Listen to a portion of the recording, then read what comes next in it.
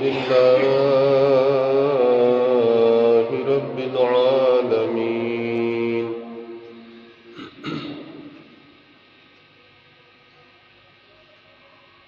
والعاقبة للمتقين والصلاة والسلام على سيد الأنبياء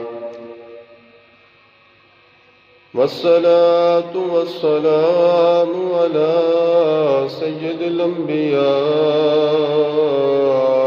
والمرسلين وعلى آله وأصحابه أجمعين. أما بعد فأعوذ بالله من الشيطان الرجيم. بسم الله الرحمن الرحيم. واعلموا أنما غنمتم من شيء فإن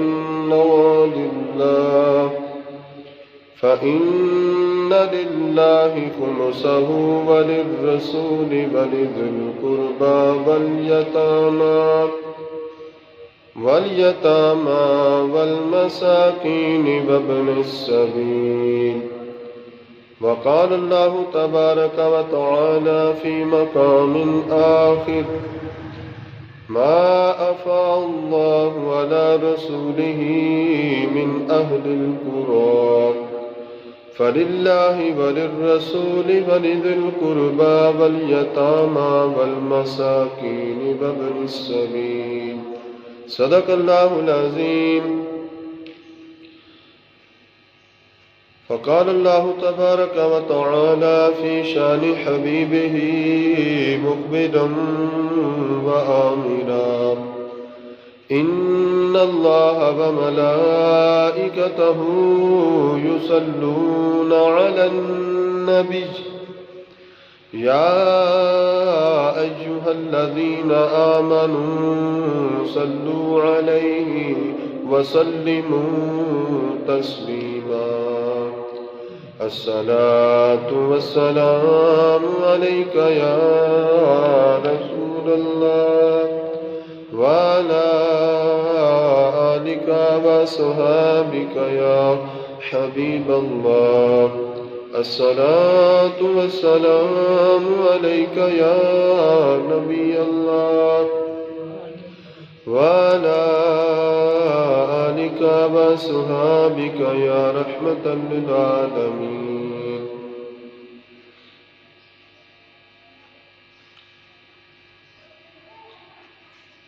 الصلاة والسلام عليك يا نبي الله وعلى آلك وصحابك يا رحمة للعالمين.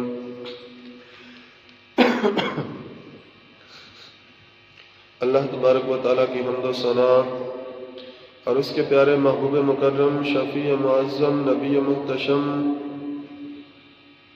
حضور احمد مجتبی محمد مصطفیٰ صلی اللہ علیہ وآلہ وسلم کی بارگاہ میں درود و سلام کا نذرانہ عقیدتاً محبتاً پیش کرنے کے بعد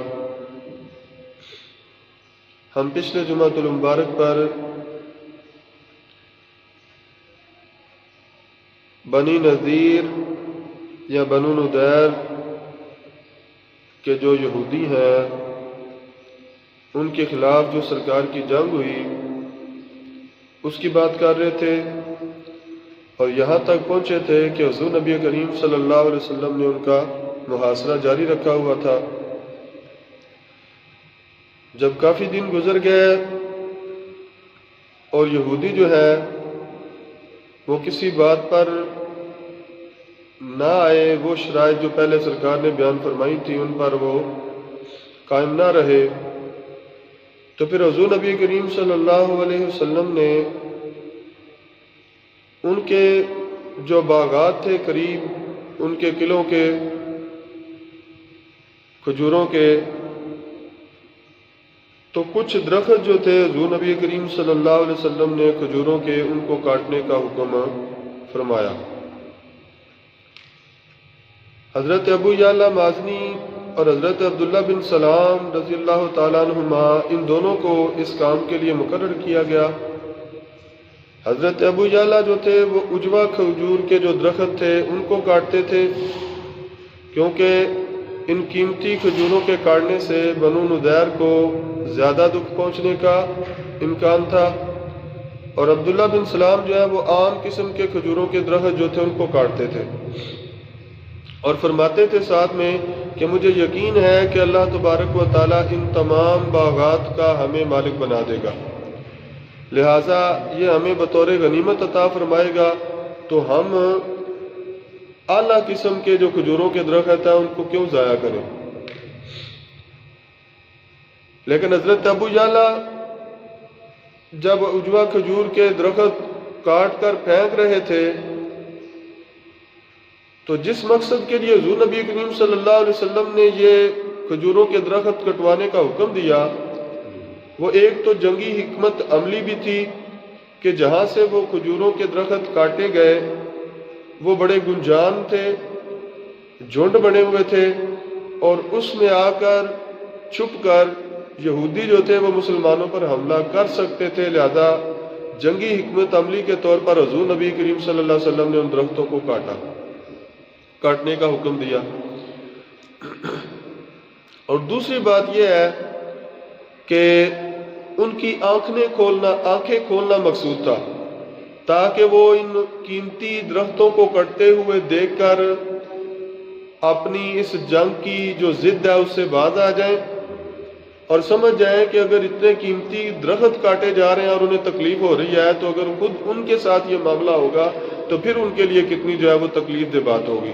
اگر ان کی اولاد کو اس طرح کاٹا جائے گا، یا ان کے بچوں کو، یا ان کے دیگر افراد کو، جب قبیلے کے افراد کو کاٹا جائے گا تو انہیں کتنی تکلیف پہنچے گی۔ تو جب یہ معاملہ ہو رہا تھا تو تقریباً 10 کے قریب کھجوروں کے درخت جو تھے وہ کاٹے گئے، اور یہ وہاں سے ہی کاٹے گئے جہاں پر وہ جھنڈ بنے ہوئے تھے کھجوروں کے، اور جن میں وہ چھپ کر حملہ آور ہو سکتے تھے۔ جب درخت کاٹنے کا حکم دیا سرکار نے اور یہ دونوں صحابی جو تھے یہ درخت کاٹنے لگے، تو حی بن اخطب جو تھا، یہودیوں کا سردار جو تھا بنو نضیر کا، اس نے پیغام بھیجا حضور نبی کریم صلی اللہ علیہ وسلم کی طرف کہ آپ تو زمین میں فساد برپا کرنے سے منع کرنے کے لیے آئے ہیں، اور منع کرتے بھی ہیں کہ اس طرح کا کوئی کام نہ کیا جائے جس سے اللہ تعالیٰ کی زمین جو ہے وہ خراب ہو، کھیتیاں برباد ہوں یا درخت جو ہے وہ تباہ ہو، تو آپ ان پھلدار درختوں کو کیوں کٹوا رہے ہیں؟ تو حضور نبی کریم صلی اللہ علیہ وسلم کے اس فرمان سے بھی یہ حکمت واضح ہو جاتی ہے۔ سرکار نے فرمایا کہ یہ درخت کاٹنے جو ہے یہ تمہاری اس سے آنکھیں کھولنا مقصود ہے، تاکہ جو تم بار بار یہودیوں کو جنگ پر ابھار رہے ہو تم اس سے باز آ جاؤ اور اپنے ہتھیار ڈال دو، تاکہ بغیر کسی جانی نقصان کے اس معاملے کو مکمل کیا جائے۔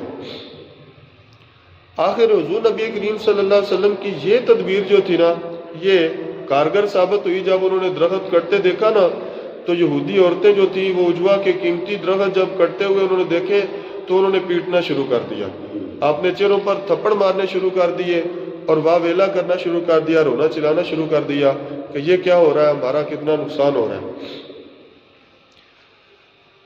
اس سے یہ ہوا کہ انہوں نے کہا کہ ہم ان کی جو وہ کہہ رہے تھے کہ ہم آپ کی بات نہیں مانیں گے، لیکن اب انہوں نے کہا کہ ہم آپ کی بات ماننے کے لیے تیار ہیں، ہم اپنے گھروں کو چھوڑنے کے لیے تیار ہیں، جیسے آپ حکم کرتے ہیں۔ جب یہ بات ہوئی تو حضور نبی کریم صلی اللہ علیہ وسلم نے فرمایا اب پہلے والی شرائط پر صلح نہیں ہوگی بلکہ اب نئی شرائط آئیں گی۔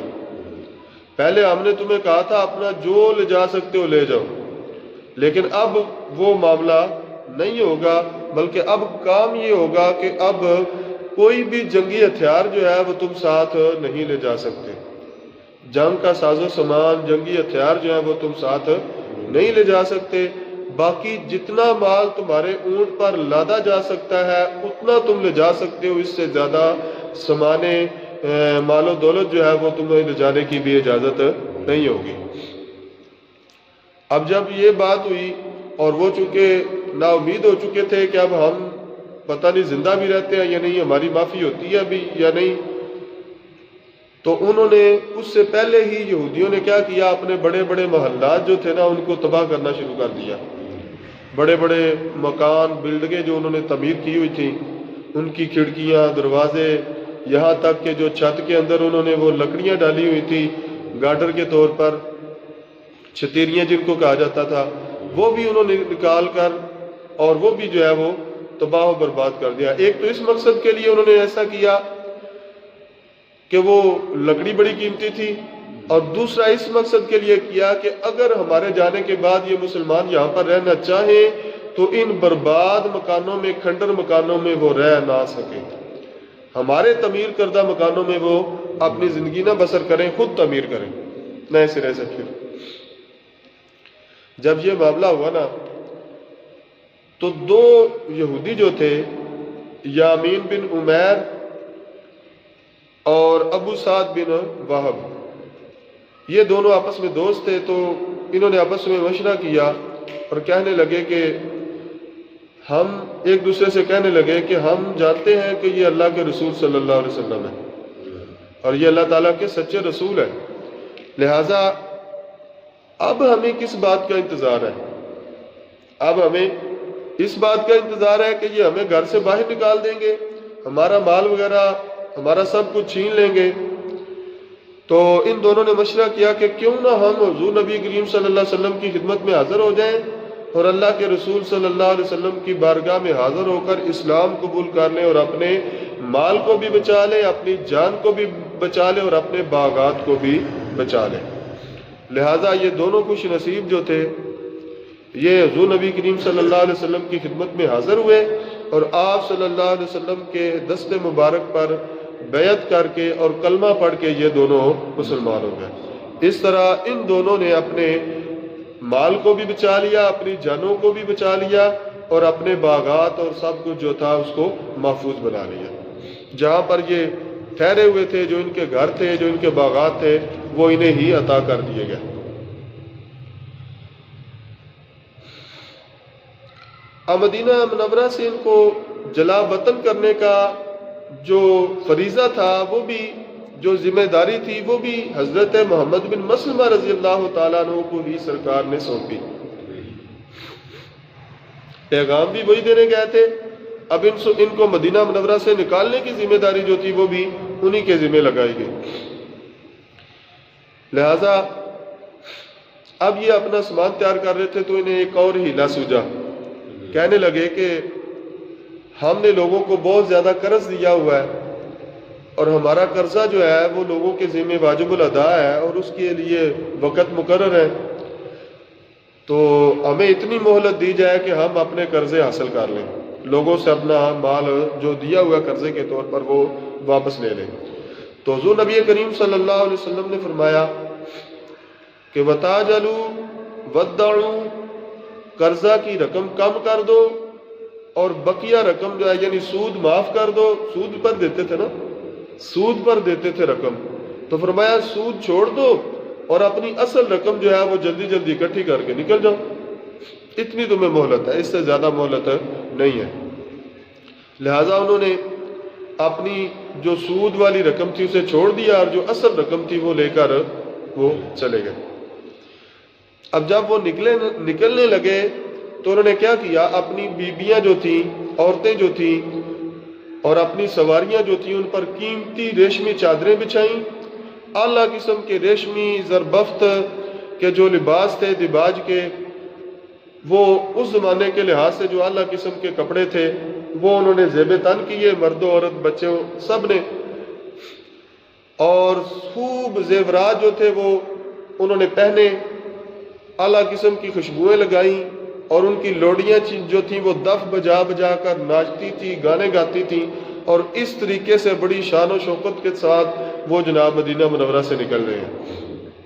لیکن چونکہ ان میں عقل نام کی کوئی چیز ہی نہیں تھی، اگر وہ ان میں تھوڑی سی بھی کوئی غیرت باقی ہوتی، حمیت باقی ہوتی، شرم کا نام ہوتا کوئی باقی تھوڑا سا بھی، تو ان کے لیے یہ ڈوب مرنے کا مقام تھا کہ انہیں ان کے گھروں سے نکال دیا گیا، ان کے مال و دولت، ان کے باغات ان سے چھین لیے گئے، اس کے باوجود وہ کتنے خوشی سے اور فتح کے شادیانے بجاتے ہوئے جا رہے ہیں، جیسے بہت بڑی فتح اور کامیابی انہوں نے حاصل کر لی۔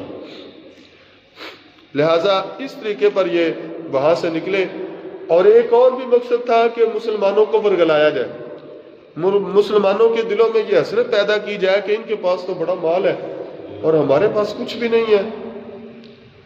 اور اس طریقے پر کیا تھا، جس طرح کہ آج ہم بھی کہہ دیتے ہیں وہ فلانا بڑا اللہ تعالیٰ کا خاص ہے، کیوں؟ اس لیے کہ اسے اللہ تعالیٰ نے بڑا مال و دولت عطا کیا۔ اللہ تعالیٰ کی طرف سے جو مال و دولت دیا ہوا ہے وہ اس کے خاص اور محبوب ہونے کی نشانی نہیں ہے، وہ اللہ تبارک و تعالیٰ کی رحمت سے دور ہونے کا سبب ہے۔ وہ اس وجہ سے اسے اللہ تعالیٰ نے اتنا مال و دولت اسے عطا کیا ہے کہ وہ اللہ تعالیٰ کو بھول جائے۔ اللہ تعالیٰ کے دروازے سے جو ایک بار وہ دور ہوا ہے تو وہ مزید اس سے دور ہو جائے اور کبھی بھی اسے توبہ کی توفیق نہ ملے۔ لہذا کبھی بھی کسی کے مال و دولت کو دیکھ کر پریشان نہیں ہونا چاہیے اور یہ نہیں کہنا چاہیے کہ اللہ تعالیٰ نے اس پر بڑا فضل کیا ہے۔ ہاں، اگر وہ مومن ہے، صالح، متقی، پرہیزگار ہے، پھر تو وہ اللہ تعالیٰ کا اس پر فضل ہے۔ لیکن اگر وہ گناہگار ہے یا منافق ہے یا کافر ہے تو پھر اللہ تبارک و تعالیٰ کا فضل نہیں ہے، بلکہ اللہ تبارک و تعالیٰ اسے اس کی جو اچھائیاں ہیں ان کا بدلہ اس دنیا میں ہی عطا فرما کے آخرت سے اس کا حصہ ختم کر رہا ہے۔ اسے آخرت میں کوئی نیکی اس کی جو ہے وہ کام نہیں آئے گی، کیوں؟ اس لیے کہ اللہ تبارک و تعالیٰ نے دنیا میں ہی اسے مال و دولت سے نواز دیا، اس کا بدلہ، اس کا اجر جو تھا وہ دنیا میں ہی اسے عطا فرما دیا۔ اب جب یہ لوگ یہاں سے چلے گئے تو وہ جو باغات تھے اور جو مال تھا وہ سارا، ان کے مکانات تھے، وہ ساری چیزیں، کچھ ان کے جو لوگ تھے بنو ندیر قبیلہ کے، اکثریت ان کی جو تھی وہ خیبر کے یہودی جو تھے ان کے پاس جا کر آباد ہو گئے، حی بن اخطب اور سلام بن ابی الحقیق، کنانہ بن سویرہ وغیرہ، اور کچھ ان کے لوگ جو تھے وہ ملک شام کی طرف چلے گئے اور وہاں جا کر آباد ہو گئے۔ اس طرح مدینہ منورہ جو تھا وہ ان کی شرارتوں سے پاک اور صاف ہو گیا، اور جو ان کا حسد اور بغض اور کینہ تھا اسلام کے لیے وہ انہیں خود ہی، ان کے لیے ہی وہ کیا ہو گیا؟ نقصان دہ ہو گیا، تباہی کا باعث بن گیا۔ اب جو حضور نبی کریم صلی اللہ علیہ وسلم کے پاس ان کا اسلحہ آیا تو وہ 50 زریں تھیں، 50 خود تھے، 340 تلواریں تھیں، جو ان کا اسلحے کے جو ذخائر انہوں نے جمع کیے تھے نا مسلمانوں کے خلاف، یہ موٹا موٹا سامان جو تھا یہ حضور نبی کریم صلی اللہ علیہ وسلم کے قبضے میں آیا۔ اب جو مسلمانوں کو مال حاصل ہوتا ہے نا، اس کی دو صورتیں ہیں۔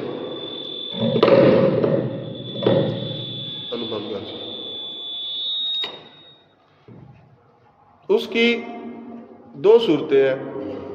ایک تو یہ ہے کہ مسلمان جو ہے وہ میدان جنگ میں کفار کو شکست دیں اور ان کے اموال پر قبضہ کر لیں، اس کو قرآنی اصطلاح میں مال غنیمت کہا جاتا ہے۔ اور اس کی تقسیم کا طریقہ کار اللہ تبارک و تعالیٰ نے سورہ انفال کی آیت نمبر 41 میں بیان فرما دیا ہے کہ وَاعْلَمُوا أَنَّمَا غَنِمْتُم مِّن شَيْءٍ فَإِنَّ لِلَّهِ خُمُسَهُ وَلِلرَّسُولِ وَلِذِي الْقُرْبَى وَالْيَتَامَى وَالْمَسَاكِينِ وَابْنِ السَّبِيلِ، اور جان لو کہ جو کوئی چیز تم غنیمت میں حاصل کرو تو اللہ تعالیٰ کے لیے اس کا 5واں حصہ ہے اور اس کے رسول کے لیے اور رشتہ داروں اور یتیموں اور مسکینوں اور مسافروں کے لیے۔ مطلب یہ ہے کہ جو 5واں حصہ خمس جو ہے، جو مال غنیمت سے نکالا جائے گا، وہ اللہ کے رسول صلی اللہ علیہ وسلم اپنے تصرف میں بھی لا سکتے ہیں اور اللہ تبارک و تعالیٰ کے راستے میں خرچ کرتے ہوئے جو غریب مسلمان ہیں ان کی بھی اس سے مدد کی جا سکتی ہے۔ باقی 4 حصے جو ہیں مال غنیمت کے، باقی 4 حصے جو ہیں وہ مجاہدین میں تقسیم کر دیے جائیں گے، جس طرح کہ سرکار دو عالم صلی اللہ علیہ وسلم اس کو تقسیم فرماتے تھے۔ دوسری صورت اس مال کی یہ ہے کہ جو کفار سے جنگ کیے بغیر انہوں نے شکست تسلیم کر لی اور مسلمان اس علاقے کے منقولہ وغیر منقولہ جتنا بھی وہ مال تھا، دولت تھی، جائیداد تھی، اس کے کیا ہو گئے؟ مالک بن گئے۔ تو اب اس کا حکم جو ہے وہ قرآن کریم کی سورہ حشر کی اس آیت مبارکہ میں بیان کیا گیا ہے۔ ما افاء اللہ علی رسولہ من اہل القری فللہ وللرسول ولذی القربى والیتامى والمساکین وابن السبیل۔ جو مال پلٹا دیا اللہ تبارک و تعالیٰ نے اپنے رسول کی طرف ان گاؤں کے رہنے والوں سے، تو وہ اللہ تعالیٰ کا ہے اور اس کے رسول کا ہے اور رشتہ داروں، یتیموں اور مسکینوں اور مسافروں کا ہے۔ یعنی مطلب یہ ہے کہ اس کو خرچ کہاں کیا جائے گا یہ بتایا جا رہا ہے۔ وہ مال، وہ منقولہ یا غیر منقولہ جائیدادیں یا مال کہ جو بغیر کسی جنگ کے کفار کے مال جو ہے وہ مسلمانوں کے قبضے میں آ جائیں تو ان کی تقسیم کیسے کی جائے گی؟ تو اس کو مال فے کہتے ہیں، جو بغیر جنگ کے مسلمانوں کو حاصل ہو۔ کافروں کا مال جو بغیر جنگ کے حاصل ہو جائے اسے مال فے کہتے ہیں، اور جو جنگ کرنے کے بعد مسلمانوں کو فتح کی صورت میں جو مال حاصل ہو اسے مال غنیمت کہتے ہیں۔ تو مال غنیمت کا حکم پہلے بیان ہو گیا۔ اب دوسرا مال فے کا حکم کہ اسے مجاہدوں میں تقسیم نہیں کیا جائے گا، کیونکہ وہ جنگ کی صورت تو ہوئی نہیں، جنگ تو ہوئی نہیں، مسلمان تو بغیر جنگ کے اس کے کیا ہو گئے؟ مالک ہو گئے۔ لہٰذا وہ کیا ہے؟ وہ اللہ تعالیٰ اور اس کے رسول صلی اللہ علیہ وسلم کا سارا وہ حصہ ہے۔ وہ جس طریقے سے چاہیں، جس کو جتنا چاہے وہ عطا فرما دیں۔ اب حضور نبی کریم صلی اللہ علیہ وسلم نے اس کی تقسیم کیسی فرمائی؟ حضور نبی کریم صلی اللہ علیہ وسلم کے پاس جب یہ ساری ان کی جائیدادیں، باغات وغیرہ سارا کنٹرول مکمل آ گیا مکانات کا، تو حضور نبی کریم صلی اللہ علیہ وسلم نے حضرت ثابت بن قیس بن شرماس کو یاد فرمایا اور انہیں حکم دیا کہ اپنی قوم کو بلا لائیں۔ انہوں نے عرض کیا، یا رسول اللہ کہ اپنی قوم خزرج کو بلا کر لاؤں یا اپنے سارے قبیلے انصار یعنی اوس و خزرج دونوں کو جو ہے وہ سارے انصار کو جمع کروں، یا صرف اپنے برادری اپنے خاندان کو لے کر آؤں؟ تو حضور نبی کریم صلی اللہ علیہ وسلم نے فرمایا نہیں، بلکہ سارے انصار کو جمع کرو۔ تمام انصار کو حضور نبی کریم صلی اللہ علیہ وسلم کی خدمت میں یہ بلا کر لائے۔ جب سارے لوگ جو ہیں وہ جمع ہو گئے حضور نبی کریم صلی اللہ علیہ وسلم کے پاس، تو حضور نبی کریم صلی اللہ علیہ وسلم نے اللہ تبارک و تعالیٰ کی حمد و ثنا بیان فرمائی، اور اس کے بعد پھر انصار کی جو قربانیاں تھیں ان کا ذکر فرمایا۔ انصار کی جو قربانیاں تھیں اسلام کے لیے، حضور نبی کریم صلی اللہ علیہ وسلم کی ذات کے لیے، پھر ان کو بیان فرمایا۔ اور یہ سب کچھ کرنے کے بعد حضور نبی کریم صلی اللہ علیہ وسلم نے فرمایا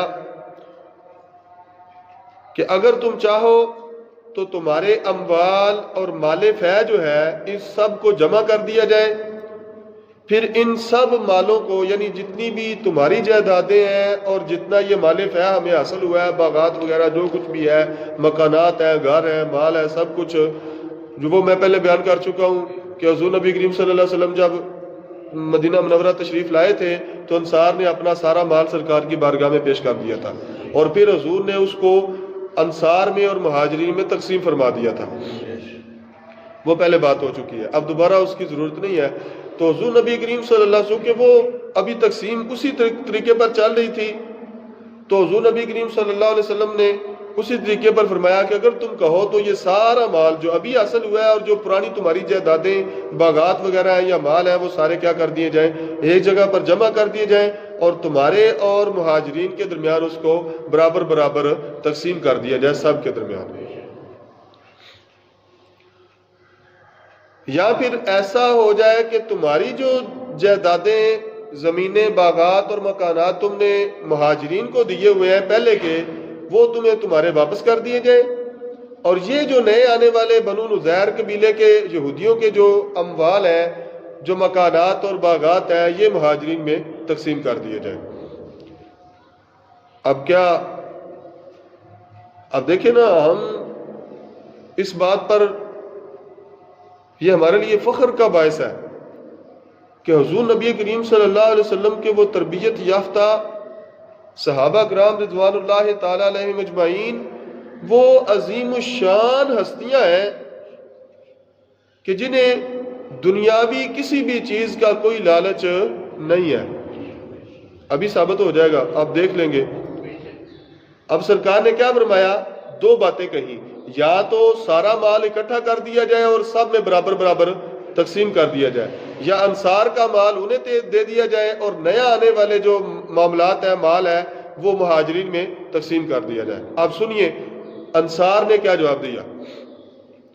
حضور نبی کریم صلی اللہ علیہ وسلم جب اپنی بات مکمل کر چکے تو انصار میں سے حضرت سعد بن زرارہ، اور ایک روایت کے مطابق سعد بن عبادہ، اور دوسرے حضرت سعد بن معاذ، یہ دونوں حضرت جو تھے یہ کھڑے ہو گئے. انصار میں سے دو بندے، دو قبیلے تھے نا، اوس اور خزرج، تو دونوں قبیلوں کا ایک ایک سردار جو تھا وہ کیا ہو گیا؟ کھڑا ہو گیا. اور حضور نبی کریم صلی اللہ علیہ وسلم کی بارگاہ میں عرض کرنے لگے، یا رسول اللہ بل تقسمہ بین المہاجرین ویکون فی دورنا کما کانوا.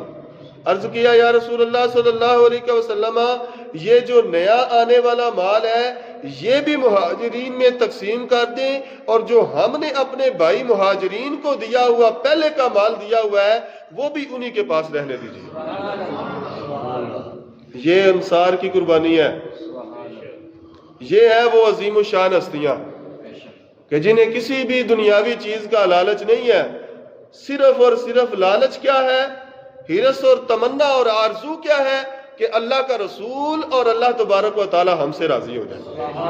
ہمارا سب کچھ چلا جائے لیکن اللہ اور اس کا رسول راضی ہونا چاہیے، وہ ہمارے ساتھ ناراض نہیں ہونا چاہیے. یہ ان کی تمنا اور آرزو ہے. یہ مقصد حیات ہے صحابہ کرام کا، یہ مقصد حیات ہے، یہ جذبہ ایمانی ہے. جب یہ عرض کیا نا کہ یا رسول اللہ جو ہم نے اپنے بھائیوں مہاجرین کو دیا ہوا ہے وہ بھی ان کے پاس رہنے دیجئے، اور جو نئے آنے والے اموال ہیں وہ بھی ان میں تقسیم فرما دیں، ہمیں اس میں سے کچھ بھی نہیں چاہیے. ہم اللہ اور اس کے رسول کی جو ہے وہ نصرت اور مدد پر راضی اور خوش ہے. جب ان دو سرداروں نے یہ بات کی تو باقی جتنے بھی اوس اور خزرج کے افراد بیٹھے ہوئے تھے صحابہ کرام، ان سب نے اس بات کی تائید کرتے ہوئے عرض کیا، ردینا وسلمنا یا رسول اللہ صلی اللہ علیہ وسلم، جو ہمارے یہ سردار بات کر رہے ہیں ہم اس پر راضی بھی ہیں، اور ہم اپنا سب کچھ اپنے بھائیوں کے لیے سپرد کرنے کے لیے تیار ہیں. اللہ اکبر. جب یہ اثار دیکھا نا سرکار نے انصار کا، یہ انصار کا اثار دیکھا حضور نبی کریم صلی اللہ علیہ وسلم نے، تو کیا فرمایا؟ اللہ تعالیٰ کی بارگاہ میں ان کے لیے دعائے رحمت کے لیے ہاتھ اٹھا دیے اور عرض کی، یا الہ العالمین اللہم ارحم الانصار، اے الہی اپنے دین کے ان بے لوث مددگاروں پر رحمت و شفقت فرما، ان پر رحمت فرما، خصوصی رحمتوں کا نزول فرما. چنانچہ انصار کے مشورے سے یہ تمام اموال جو تھے یہ مہاجرین میں تقسیم کر دیے گئے. پہلے کے جو تھے وہ بھی نہیں لیے واپس، اور جو نئے آنے والے تھے ان میں سے بھی کوئی انصار نے حصہ نہیں لیا، وہ بھی سارے کا سارا اپنے مہاجرین بھائیوں کو دے دیا، ان میں تقسیم کروا دیا. 3 بندے تھے انصار کے جن کو سرکار دو عالم صلی اللہ علیہ وسلم نے اپنی مرضی سے عطا فرمایا، اور وہ تینوں غریب تھے، نادار تھے، تو اس وجہ سے سرکار دو عالم ان کے پاس چونکہ مال و دولت تھا نہیں، غریب تھے، تو اس وجہ سے سرکار نے ان کو بھی اس میں سے حصہ عطا فرمایا، جو بنو نضیر کے یہودیوں کے جو باغات اور مکانات اور ان کے مال جو مسلمانوں کے ہاتھ آئے تھے. ایک حضرت ابو دجانہ رضی اللہ تعالیٰ عنہ، دوسرے حضرت سہیل بن حنیف ہیں، اور ان کے علاوہ حضور نبی کریم صلی اللہ علیہ وسلم نے ایک تلوار تھی جو یہودی سردار ابن ابی الحقیق کی تلوار تھی، وہ حضور نبی کریم صلی اللہ علیہ وسلم نے حضرت سعد بن معاذ رضی اللہ تعالیٰ عنہ کو عطا فرمائی. یہ ربیع الاول 4 ہجری میں یہ واقعہ ہوا. اس کے بعد ایک اور جو تھا غزوہ جس کو ذات الرقاع کے نام سے جانا جاتا ہے، غزوہ بنو نضیر کے چند ماہ بعد، یہ ربیع الاول کا واقعہ ہے غزوہ بنو نضیر جو ہے، اور اس کے چند ماہ بعد جمادی الثانی میں حضور نبی کریم صلی اللہ علیہ وسلم کا ایک اور غزوہ ہے جس کا نام ہے ذات الرقاع۔ کیا نام ہے اس کا؟ ذات الرقاع۔ رقاع جو ہے یہ رکعتن کی جمع ہے، اس کی واحد رکعتن آتی ہے، اور رکعتن کا معنی ہے کپڑے کے ٹکڑے۔ وہ کپڑے کے ٹکڑے کہ جو اپنے لباس پر پیوند لگانے کے لیے استعمال کیے جاتے تھے، وہ کپڑے کے ٹکڑے جو لباس پر پیوند لگانے کے لیے، پٹیاں لگانے کے لیے کیا کیے جاتے تھے؟ استعمال کیے جاتے تھے۔ اب اس کو ذات الرقاع کہنے کی مختلف وجوہات ہیں، جن کو علامہ ابن سید الناس نے عیون الاثر اپنی کتاب میں لکھ دیا ہے، جمع کر دیا ہے۔ تو برکت کے لیے وہ ساری چیزیں میں جو اس کو ذات الرقاع کہنے کی وجہ ہے، وجوہات ہیں، سبب ہے، وہ بیان کر دیتا ہوں۔ پہلا سبب انہوں نے یہ بیان کیا کہ مسلمان چونکہ اس موقع پر ان کے جھنڈے جو تھے وہ پھٹے ہوئے تھے اور ان کو ٹاکیاں لگائی ہوئی تھی، جھنڈوں کو ٹاکیاں لگائی ہوئی تھی، ان کو پیوند لگائے ہوئے تھے، تو اس وجہ سے اس غزوے کو ذات الرقاع کے نام سے موسوم کیا گیا، یعنی ٹاکیوں والے جھنڈوں والا غزوہ۔ دوسری وجہ یہ بیان کی کہ جس وادی میں یہ غزوہ ہوا اس میں ایک درخت تھا جس کا نام ذات الرقاع تھا، تو اس وجہ سے اس غزوے کا نام بھی ذات الرقاع پڑ گیا۔ جس طرح کہ بدر کے مقام پر ایک بدر کنویں کا نام ہے تو اس وجہ سے اس کو غزوہ بدر کہتے ہیں۔ احد میدان جو ہے اس کو احد پہاڑ کی وجہ سے اس غزوے کو غزوہ احد کہا جاتا ہے۔ اسی طرح بیر معونہ پچھلے جمعۃ المبارک پر ہم نے اس سے پچھلے جمعۃ المبارک پر بیان کیا تھا، بیر معونہ ایک کنویں کا نام تھا، تو وہاں پر جو مجاہدین شہید ہوئے تھے شہداء، ان کو شہداء بیر معونہ کہا جاتا ہے۔ تو اس طرح اس وادی میں جہاں پر جس میدان میں جس جگہ پر جس مقام پر یہ غزوہ ہوا تھا وہاں پر ایک درخت تھا جس کا نام ذات الرقاع تھا، تو اس وجہ سے اس غزوے کا نام کیا پڑ گیا؟ ذات الرقاع۔ ایک اور وجہ بیان کی کہ چونکہ سنگلاخ اور ریتلی زمین میں چلنے سے، سنگلاخ پتھریلی زمین پر چلنے سے مجاہدین اسلام جو تھے ان کے پاؤں زخمی ہو گئے تھے۔ اس پتھریلی زمین پر چلنے کی وجہ سے مجاہدین اسلام کے پاؤں زخمی ہو گئے تھے، اور ان زخموں کو، ان سے خون روکنے کے لیے انہوں نے کیا کیا؟ اپنے لباس کو پھاڑ کر ان پر پٹیاں باندھی تھیں، تو اس وجہ سے اس غزوہ کو ذات الرقاع کہا جاتا ہے۔ پٹیاں باندھی تھی اپنے زخموں پر، تو اس وجہ سے اس کو ذات الرقاع کہا جاتا ہے۔ ایک اور بھی اس کی وجہ ہے، اور وہ ہے کہ یہاں پر ایک پہاڑ تھا اس وادی میں جس کے اوپر سفید، سیاہ اور سرخ رنگ کی داریاں تھیں۔ پہاڑ تھا بڑا سا، اس کے اوپر سرخ داریاں تھیں، سیاہ سرخ اس طرح پٹیاں سی بنی۔ جس طرح اب جائے نا چکوال کی طرف، تو وہاں پر بھی اللہ تبارک و تعالیٰ کی اس قدرت کا کرشمہ نظر آتا ہے کہ وہ پہاڑ جو ہیں وہ کئی رنگوں کے پہاڑ ہیں، 3-4 رنگ تو بڑے نمایاں ہیں نا، سبز ہے، سرخ ہے اور بلیک ہے، کالا۔ تو اسی طریقے پر وہ جو پہاڑ تھا نا، اس جہاں پر یہ غزوہ ہوا تھا اس پر وہ داریاں تھی، پٹیاں تھی۔ دور سے دیکھنے سے ایسے نظر آتا تھا جس طرح کے سبز، سرخ اور سفید رنگ کے کپڑے جو ہیں وہ تھان کے تھان لٹکائے ہوئے ہیں اس کے اوپر۔ تو اس وجہ سے ان داریوں کی وجہ سے اس کو کیا کیا؟ چونکہ کپڑے کی پٹیاں نظر آتی تھی دور سے دیکھنے میں محسوس ہوتا تھا، تو اس وجہ سے اس غزوے کو ذات الرقاع کہا گیا۔ ہوا یہ کہاں پر؟ یہ نجد کے علاقے سے آنے والے قافلے جو تھے نا، انہوں نے بتایا کہ بنو محارب اور بنو سالبہ کے جو لوگ ہیں انہوں نے اپنے علاقے میں جنگی تیاریاں شروع کی ہوئی ہیں، مسلمانوں کے خلاف لشکر جمع کرنا شروع کیا ہوا ہے، لہٰذا وہ کسی بھی وقت مدینہ منورہ پر حملہ آور ہو سکتے ہیں۔ تو اس وجہ سے حضور نبی کریم صلی اللہ علیہ وسلم نے بجائے اس کے کہ وہ مدینہ منورہ پر حملہ آور ہوتے، حضور نبی کریم صلی اللہ علیہ وسلم نے اپنے صحابہ کرام کو جمع کیا اور ان کی سرکوبی کے لیے سرکار دو عالم صلی اللہ علیہ وسلم خود چل کر ان کے علاقے میں پہنچ گئے، یعنی انہیں آنے کا موقع نہیں دیا، بلکہ حضور نبی کریم صلی اللہ علیہ وسلم انہیں روکنے کے لیے ان کے اپنے علاقے میں چلے گئے۔ اب جب انہوں نے مسلمانوں کو سامنے دیکھا تو وہ بھی جنگ کرنے سے بعد آ گئے، ایک طرف وہ بیٹھے رہے، دوسری طرف مسلمان بیٹھے رہے، نہ انہوں نے جنگ کی ابتدا کی اور نہ ہی مسلمانوں نے جنگ کی ابتدا کی۔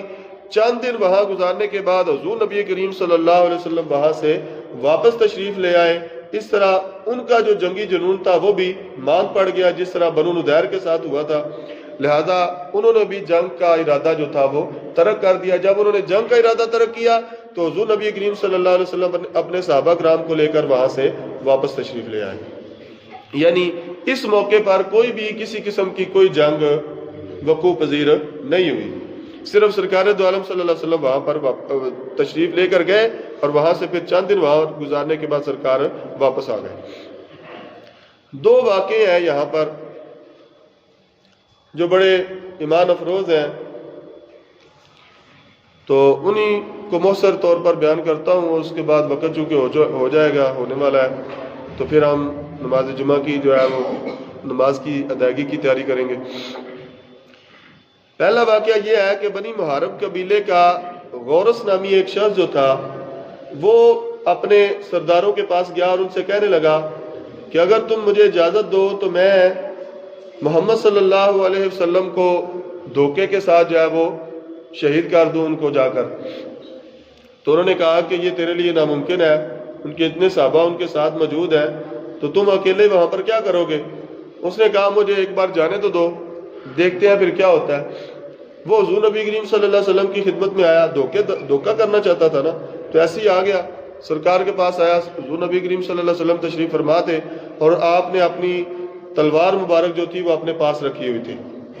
وہ آیا اور حضور نبی کریم صلی اللہ علیہ وسلم کے پاس بیٹھ کرنا تو کہنے لگا کہ یہ آپ کی تلوار ہے؟ تو سرکار نے فرمایا ہاں یہ میری تلوار ہے۔ تو اس نے کہا اگر مجھے اس کو دیکھنے کا موقع دیں تو میرے لیے یہ سعادت کا باعث ہوگا۔ حضور نبی کریم صلی اللہ علیہ وسلم نے تلوار اٹھائی اور اسے عطا فرما دی، فرمایا دیکھ لو۔ اب اس نے نکالی، اس کو نکال کر دیکھنے لگا، اور چونکہ آیا تھا دھوکہ دینے کے لیے تو تلوار لہرا کرنا کہنے لگا کیا محمد صلی اللہ علیہ وسلم اب آپ کو مجھ سے ڈرنا چاہیے، آپ کو مجھ سے ڈرنا چاہیے، کیوں؟ اس لیے کہ میرے ہاتھ میں تلوار ہے۔ تو آپ صلی اللہ علیہ وسلم نے فرمایا میں اللہ تبارک و تعالیٰ کے سوا کسی سے نہیں ڈرتا، مجھے اللہ تعالیٰ کے سوا کسی کا خوف نہیں ہے۔ اب وہ کھڑا ہو گیا تلوار لے کر، پھر دوبارہ اس نے کہا کہ محمد صلی اللہ علیہ وسلم میرے ہاتھ میں ننگی تلوار ہے اور آپ کو خوف نہیں آ رہا، مجھ سے ڈر نہیں آ رہا؟ تو آپ صلی اللہ علیہ وسلم نے فرمایا مجھے ایک ہی ذات کا ڈر اور خوف ہے جو میرا رب اور جو میرا مالک ہے، اس کے علاوہ مجھے کسی کا کوئی خوف اور ڈر نہیں ہے۔ اس نے کہا پھر مجھ سے بچائے گا کون؟ تو فرمایا جس کا میں بندہ ہوں وہی تجھ سے بچائے گا، وہی مجھے بچانے والا اور میری حفاظت کرنے والی وہی ذات ہے، لہذا مجھے تیرا کسی قسم کا کوئی خوف نہیں ہے۔ لہذا اب وہ بجائے اس کے کہ سرکار دو عالم صلی اللہ علیہ وسلم کو ڈراتا یا خوف دلاتا، جب سرکار دو عالم صلی اللہ علیہ وسلم نے یہ فرمایا تو اب وہ خود خوف زدہ ہوا اور ڈر کے مارے اس نے تلوار نیچے رکھی اور اجازت دی اور واپس چلا گیا۔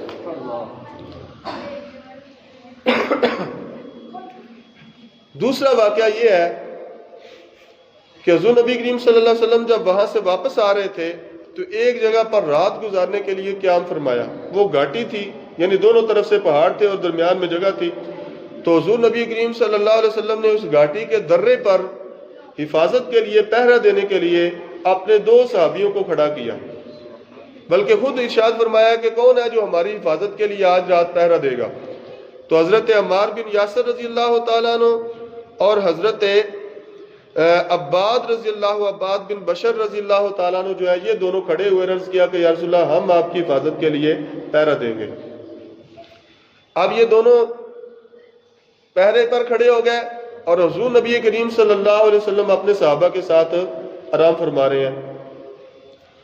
جب یہ دونوں جہاں پر ان کو مقرر کیا گیا تھا وہاں پر پہنچے، اس جگہ پر جہاں پر انہوں نے پہرہ دینا تھا حفاظت کے لیے، یعنی اونچی جگہ تھی، گھاٹی تھی، پہاڑی کے اوپر. تو اس پر جب یہ پہنچے تو حضرت عباد نے حضرت عمار سے کہا کہ مجھے بتاؤ کہ آپ رات کے پہلے حصے میں پہرا دینا چاہتے ہو یا رات کے آخری حصے میں پہرا دینا چاہتے ہو؟ تو حضرت عمار نے کہا کہ میں رات کے آخری حصے میں پہرا دوں گا. تو انہوں نے کہا اچھا پھر ایسے کرتے ہیں کہ آپ آرام کریں. حضرت عباد نے کہا اور میں پہرا دینے کے لیے یہاں پر کھڑا ہو جاتا ہوں. اب انہوں نے کیا کیا؟